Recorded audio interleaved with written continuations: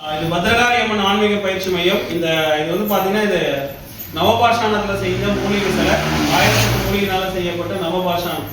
இது திருவள்ளூர் மாவட்டம் தமிழ்நாட்டில் பொன்னேரி வட்டம் ஆண்டாளுக்கு முருகன் கோவில் போகிற வழியில் இந்த கோவில் அமைந்திருக்கு. ஸோ இந்த கோவிலில் நிறைய மிராக்கல்ஸ்லாம் நடந்துட்டு இருக்குது.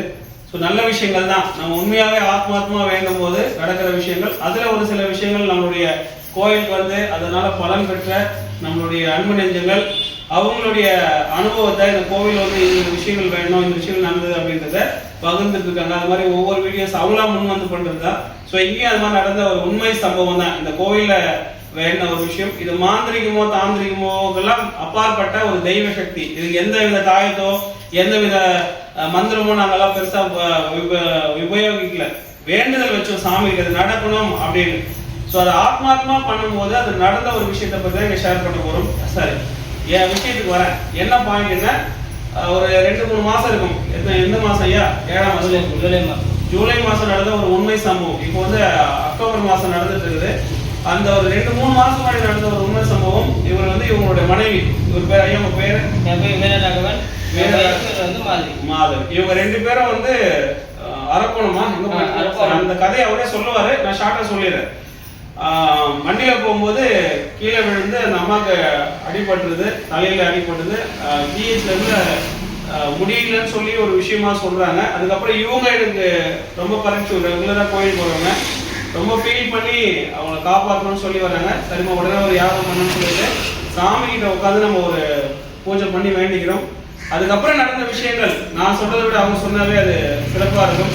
அவங்களை பத்தி இன்ட்ரடியூஸ் பண்ணி என்ன நடந்ததுன்றது அப்படியே சொல்லுங்க. என்ன நடந்ததுன்னா, நான் பைக்கில் போகும்போது சின்ன பள்ளம் தான். ஆனால் அது சின்ன பள்ளம்ன்றது தெரியல. அது போகும்போது கீழே விழுந்துட்டாங்க. நான் யாரும் விழல, எங்கள் ஒய்ஃப் மட்டும் தான் கீழே விழுந்தாங்க. விழுந்த நொடியில் காது ரத்தம் வந்துச்சு, பேச்சு மூச்சு கிடையாது. 2 நாள் பேச்சு மூச்சு இல்லாத இருந்தாங்க. அதுக்கு உடனே எங்கள் அண்ணனுக்கு ஃபோன் பண்ணி சொன்னேன். அவங்க வந்து இந்த கோயில் வந்து நல்லா வந்து பழக்கம். நானும் வரைக்கும் வந்துருக்கிறேன் அமாவாசைக்கு. ஒரு 3 அமாவாசை, ஒரு ஆக்சிடென்ட் நடத்துக்கு முன்னாடி ஒரு அமாவாசை மட்டும் தான் வர முடியல, என்னால் வர முடியலன்ட்டு. அதுக்கப்புறம் எங்கள் அண்ணனுக்கு ஃபோன் பண்ணி சொன்ன பிறகு இங்கே வந்து இது போல விஷயம் சொல்லிட்டு இவர்கிட்ட வந்து சொல்லிடுறாங்க. சொன்ன பிறகு தான் அந்த மந்திரம் பண்ணி 108 மந்திரம் பண்ணி அப்படியும் முடியாமல் திரும்ப 308 மந்திரம் பண்ணி அதுக்கப்புறம் தான் எங்கள் 2 நாள் பேச்சு மூச்சே இல்லை, எங்களால் முடியாதுன்னு சொல்லிட்டு பெரிய ஜிஹெச்சுக்கு ஏற்றி அனுப்பிச்சிட்டாங்க. திருவள்ளூர் ஜிஹெச்சிலேருந்து மெட்ராஸ் ஜிஹெச்சுக்கு ஏற்றி அனுப்பிச்சிட்டாங்க. அந்த ஏற்றும் போது ஆம்புலன்ஸ் ஏற்றும் போது என்னை எங்கே இட்டும் போகிறேன்னு சொல்லிட்டு அந்த கேள்வியே ஏந்து ஒரு செகண்டு என்னை கேட்ட பிறகுதான் எனக்கு உயிரே வந்துட்டாங்க. இதுதான் உண்மை நடந்தது. எங்கள் அண்ணன் இல்லைனாக்கா, எங்கள் அண்ணனும் இவரும் இல்லைனாக்கா ஒன்றுமே இல்லை. சரிங்க, இது விஷயம் அங்கே நடந்தது வரைக்கும் தான் அவருக்கு தெரியும். அதுக்கப்புறம் இவங்க என்ன பேசினாங்க அப்படின்றது இவருடைய தம்பி அவர் நம்ம கிட்ட ஃபோன் பண்ணுறாங்க. சரி உடனே வாங்க அப்படின்னு சொல்லிட்டு செவ்வாழை அந்த பூ தான் அவங்களுக்கு ரொம்ப பிடிக்கும், அதை வச்சு அர்ச்சனை பண்ணுறதா வாங்கிட்டு சொன்னேன். அப்புறம் வந்தாங்க. ஸோ என்ன நடந்ததுன்னா, நான் சாமி கிட்ட ஒரு 108 வாட்டி நம்ம வேண்டுதல் வைக்கிறது, கோரிக்கை. அம்மா இந்த மாதிரி அவங்க வந்து அன்கான்சியஸ்ல இருக்காங்க. அன்கான்சியஸ்னா தன்னிலை உணராத நிலை, அது மாதிரி இருக்காங்க. அவங்க வந்து மீட் முடியாதுன்னு சொல்லி ஒரு ஜிஹெச்ல இருந்து, ஜிஹெச்ன்றது உங்களுக்கு தெரியும், திருவள்ளூர் ஜிஹெச் வந்து ரொம்ப அட்வான்ஸ் லெவலாக இப்போ இருக்குது. அந்த ஜிஹெச்ல இருந்து சென்னை ஜிஹெச்சுக்கு மாறுறாங்கன்னும் போது ஏதோ பிரச்சனை அதிகம். ஸோ அவங்க அன்கான்சியஸ்ல இருக்காங்க, உடனே அதை சரி பண்ணணும்னு சொல்லிட்டு கோரிக்கை வைக்கிறோம். ஸோ நான் என்ன பண்ணேன்னா, 108 வாட்டி பண்ணாவே போதுமானது. அர்ச்சனை மந்திரம் சொல்லிட்டு அவரோட காலையோட உயிர் மந்திரம் இருக்கு சொல்லிட்டு முடிக்கிறேன். என் மனசுக்கு படல. ஸோ அது வரைக்கும் இவங்க 2 பேரும் பிரார்த்தனை பண்ணிக்கிறாங்க ஆத்மாத்மா. 108 பண்ணணும், எனக்கு இது சரிப்பட்டு வரல, எனக்கு மனசு திருப்தி வரல, அதனால நீங்க கீழே உட்காந்து பண்ண முடியாது, நீங்க எழுந்துக்கோங்க அப்படின்னு சொல்ல. ஆக்சுவலாக இவங்களுக்கு உடம்பு சரியில்லை, ரொம்ப நேரம் காலம் மனைக்கு உட்கார முடியாது நல்லா சிஸ்டருக்கு. ஆனா அவங்களும் சரி அவங்க வீட்டுக்காரரும் சரி 2 பேருமே அது உட்காந்து ஆக்சுவலாக அது என்னன்னா, ஒரு போட்டோ வச்சு யாருக்காக நம்ம பண்றோம்ன்றது பண்ணோம். அதுக்கு நேரம் இல்லை, அது நைட் டைம் ஆயிடுச்சு. ஃபோன்லயே அவங்க போட்டோ, இந்த இவங்க பேர் மாதவி, இவங்க தான் அடிப்பட்டவங்க. அவங்களோட போட்டோவை வச்சு அந்த மந்திரம் சொல்ல வரைக்கும் அதை பார்த்துட்டே இருக்கணும். கேமரால அவங்களுக்கு தெரியும், போன்ல கொஞ்ச நேரத்துக்கு அப்புறம் லைட் ஆஃப் ஆயிடும். அதை தட்டி தட்டி தட்டி தட்டி பார்த்துட்டே அவர் சொன்னா நம்ம மந்திரம் சொல்லிட்டே இருக்கிறேன். அந்த 108க்கு அப்புறமும் நீ எழுந்து போனாலும் எழுதுல பரவாயில்ல சார், நம்ம உட்காந்து கணவன் மனைவி 2 பேருமே உட்காந்து அந்த திருமணம் ஒரு 108 வாட்டி சொல்ற வரைக்குமே அவங்க இருந்தாங்க. அவங்களுடைய ஆத்மாத்மா வேண்டுதுன்னா நான் மந்திரம் சொல்லி வேண்டிக்கிட்டேன், ஆனா நார்மலாவே அவங்க மனசார வேண்டிட்டாங்க.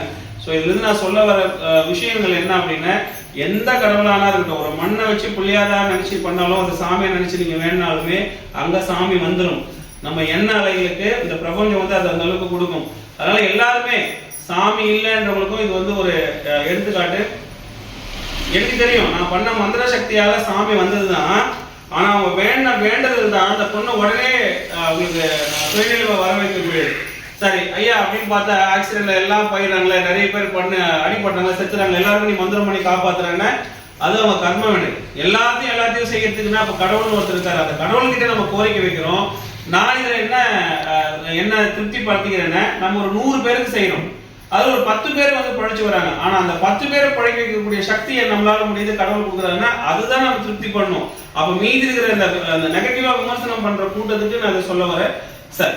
ஸோ அந்த எக்ஸ்ட்ரா அந்த 108க்கும் இவங்க உட்கார்ந்ததோட பலன் தான் அவங்க நல்லா வந்தாங்கிறது நான் அந்த இடத்துல உணர்ந்தேன். அதை உங்ககிட்ட ஷேர் பண்ணிக்கிறேன் சார். அதை பத்தின விஷயங்கள் ஸோ இவங்க சொன்னாங்க. எனக்கு சொல்லுங்க. ஒரு பேர் வெங்கடேசன் ஜூலை 14ஆம் தேதி திருவள்ளூர் ஜிஹெச்லேருந்து சென்னை ஜிஹெச்க்கு இவங்க வந்து அனுப்பி விடுறாங்க. இங்கே வந்தவங்க ஜிஹெச்சில் வந்து ஐசியூ வைக்கிறாங்க, கான்சியஸ் கிடையாது. அப்போ சார்கிட்ட வந்து இங்கே வந்து நாங்கள் இந்த மாதிரி தம்பி ஒய்ஃப் வந்து இந்த மாதிரி இருக்காங்க அப்படின்னு சொல்லும்போது சார்கிட்ட இருக்கும்போது இங்கே வந்து மந்திரம் படிக்க சொல்கிறாரு. மந்திரம் படிக்க உட்காந்து சொல்கிறாரு. 108 முறை சொல்கிறாரு. 108 முறை சொன்னாலும் வந்து 50% தான் அப்படின்ற மாதிரி சொல்லியிருந்தாரு. திரும்ப அவர் எழுதிக்காமல் உட்காந்து திரும்ப ஒரு 108 முறை சொல்லி அதுக்கப்புறம் முடிச்சு பூஜை வந்து ஒரு 1.5 மணி நேரம் பண்ணுறாரு. பண்ணி முடிச்சுட்டு பிறகு அதுக்கப்புறம் நான் எனக்கு ஃபோன் பண்ண சொல்கிறாரு ஜிஹெச்சுக்கு. ஃபோன் பண்ண பிறகு இந்த பூஜையெல்லாம் முடிஞ்சு ஒரு 1/2 1 ஹவர் கழிச்சு ஃபோன் பண்ணி கேட்கும்போது கொஞ்சம் கான்சியஸ் இருக்குது, ஒன்றும் பிரச்சனை இல்லை அப்படின்னு சொல்லி தம்பி சொல்கிறான் ஃபோனில். அதுக்கப்புறம் இவங்க சொன்ன பிறகு எல்லாரும் கண் கலங்கி எல்லாரும் சாமி கும்பிட்டு வெளியே வந்தோம். என்னன்னா அவர் இந்த கண் கலங்கிறது போது ரொம்ப ஃபீல் ஆகுது.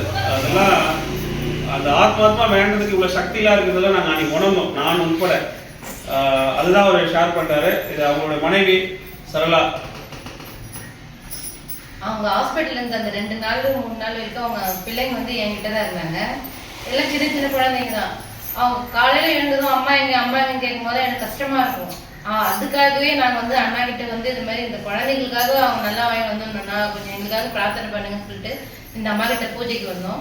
அண்ணனும் எங்களுக்கு அதெல்லாம் செய்து கொடுத்தாங்க. பூஜை முடிஞ்சு ஒரு 1/2 hour கழிச்சு நாங்க போன் பண்றோம், அவங்க நல்லா இருக்காங்க அப்படின்ற நியூஸ் தான் எங்களுக்கு வந்தது. இது எல்லாத்துக்குமே காரணம் இந்த அம்மாவும் நாங்க நம்பியான அண்ணாவும் தான். அதனால ரொம்ப நன்றிண்ணா. ரொம்ப சந்தோஷம். அது எல்லாத்துக்குமே என்னன்னா அந்த பாதிக்கப்பட்ட பெண்மணி இவங்க தான் மாதவியே. இது இவ்வளவு விஷயங்கள் நடந்து எதுவுமே அவங்களுக்கு தெரியாது. அவங்க ஹாஸ்பிட்டல் இருக்கிறாங்க.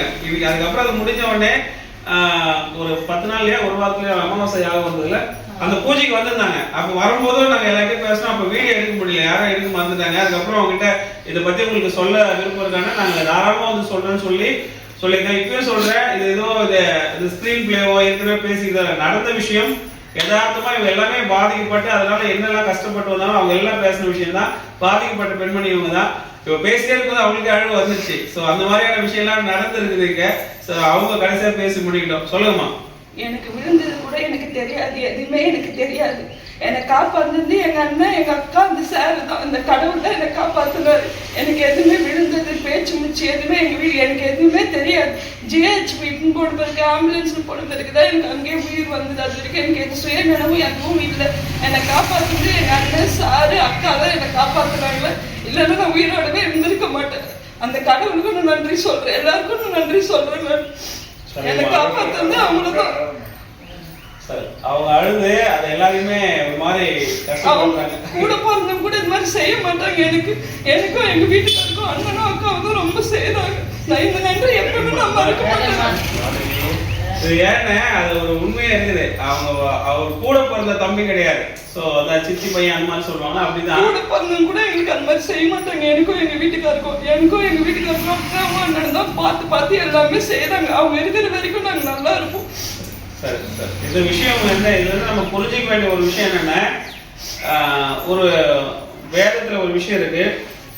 நம்மளை நம்பி இருக்கிறவங்களுக்கு நம்ம எதுவுமே எதிர்பார்க்காம செய்யும் போது அது நம்மளோட வம்சத்தை காக்கும்னு சொல்லுவாங்க. அது ஆத்மார்த்தமா செய்யும் போது அது பழிக்கும். நிறைய பேர் வந்து முகஸ்துதிக்காக சொல்லுவாங்க.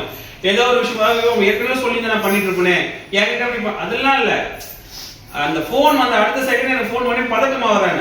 எனக்கு அதை செய்யணும்னு அவசியமே இல்லை. அது அவங்க எனக்கு கால் பண்ணும்போது 6:50 உடனே வாங்க அப்படின்னா 7 மணிக்கு ஸ்டார்ட் பண்றோம்.